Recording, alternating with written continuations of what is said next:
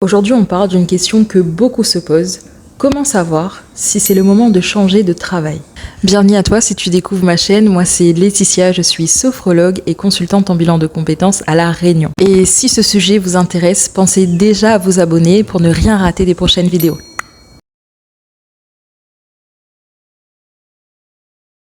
Le premier point qui est selon moi essentiel, c'est de reconnaître les signes. Le premier signe que j'observe en général chez les personnes que j'accompagne, c'est le manque d'énergie permanent. En effet, si vous vous réveillez et que vous vous sentez vidé, épuisé dès le matin ou dans la mi-journée, même après un week-end reposant, c'est un signal. Deuxième signe important, c'est la perte de motivation. On a la sensation de subir sa journée. Par exemple, les tâches qui vous passionnaient auparavant ne vous intéressent plus. Vous faites le strict minimum et ça, ce n'est pas simplement de la lassitude, c'est un signal d'alarme. Troisième signe, le travail déborde sur la vie personnelle. Vous vous sentez souvent irrité, vous êtes à fleur de peau, vous avez le sommeil perturbé, des pensées envahissantes. Donc si c'est votre cas, c'est que votre travail est en train d'envahir votre vie perso. Le quatrième signe, c'est le sentiment d'être coincé dans votre poste actuel. Grosso modo, vous voyez les autres évoluer et vous stagnez. Se sentir sans perspective, c'est une bonne raison pour réfléchir à son avenir professionnel. Cinquième signe, c'est le décalage entre vos valeurs et celles de l'entreprise.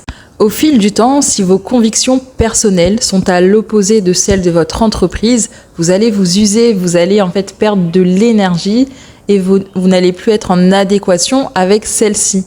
Et vous d'ailleurs, dites-moi en commentaire lequel de ces signes vous parle le plus, je pense que ça pourrait aider plus d'un. Maintenant, parlons des erreurs que je vois souvent et qu'il faudrait peut-être éviter. Numéro 1. Attendre que ça passe.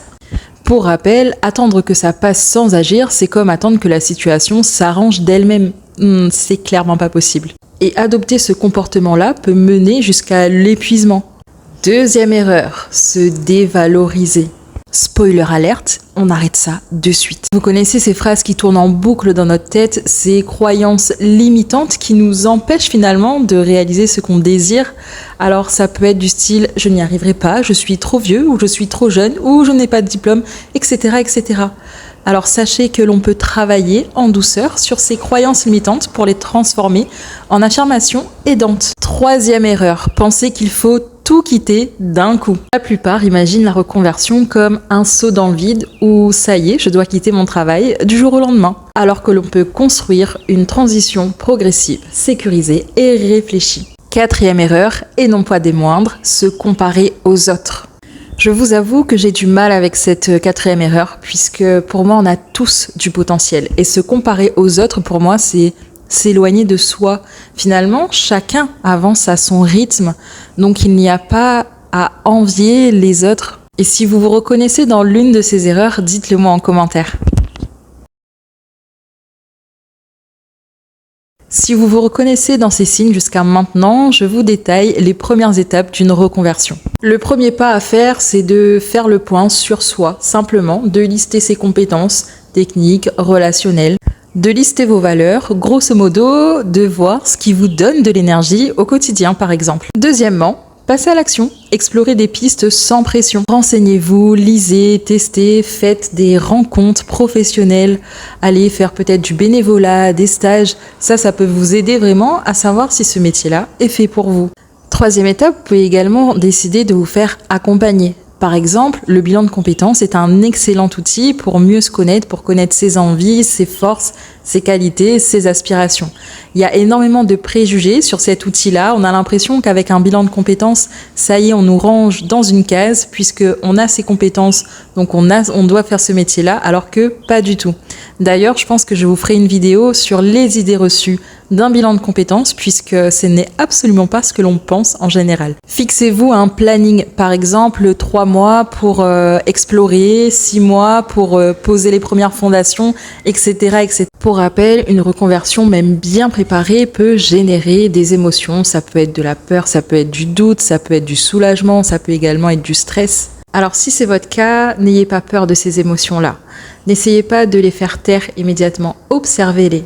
Pour m'aider en général, j'utilise la respiration pour me recentrer, pour pas me laisser dépasser un peu par ces émotions. Ce sont des petits rituels assez courts. Posez-vous par exemple entre 2 à 3 minutes, voire 5 minutes maximum, et prenez le temps de respirer, prenez le temps de revenir à soi, de prendre le temps d'observer cette respiration qui se ralentit, qui devient de plus en plus profonde, et ça permet également d'apaiser les émotions que vous ressentez actuellement. Imaginez que là c'est la peur qui vous envahit, donc cette peur-là, au fur et à mesure, elle va s'estomper pour laisser place peut-être au calme, à la joie. Pensez également à noter des petites victoires, que ce soit dans la semaine, au cours de votre vie, etc.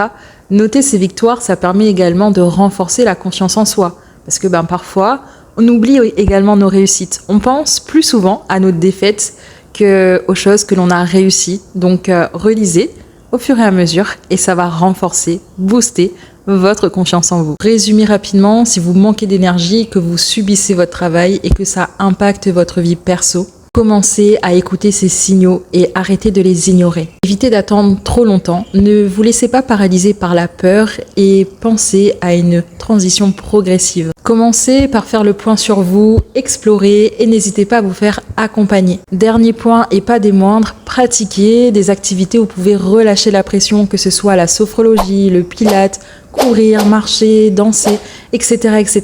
Si cette vidéo vous a été utile, n'hésitez pas à vous abonner, à activer la cloche pour ne rien manquer des prochains contenus. Si vous voulez aller plus loin, j'offre un appel découverte de 20 minutes. L'idée est de clarifier votre situation. Donc le lien est directement à retrouver dans la description ou laissez-moi un commentaire. Merci à tous d'avoir pris ce temps pour vous et d'avoir regardé jusqu'ici. Prenez maintenant une grande inspiration et soufflez. Je suis Laetitia et je vous retrouve très prochainement pour une nouvelle pause bien-être. D'ici là, prenez soin de vous.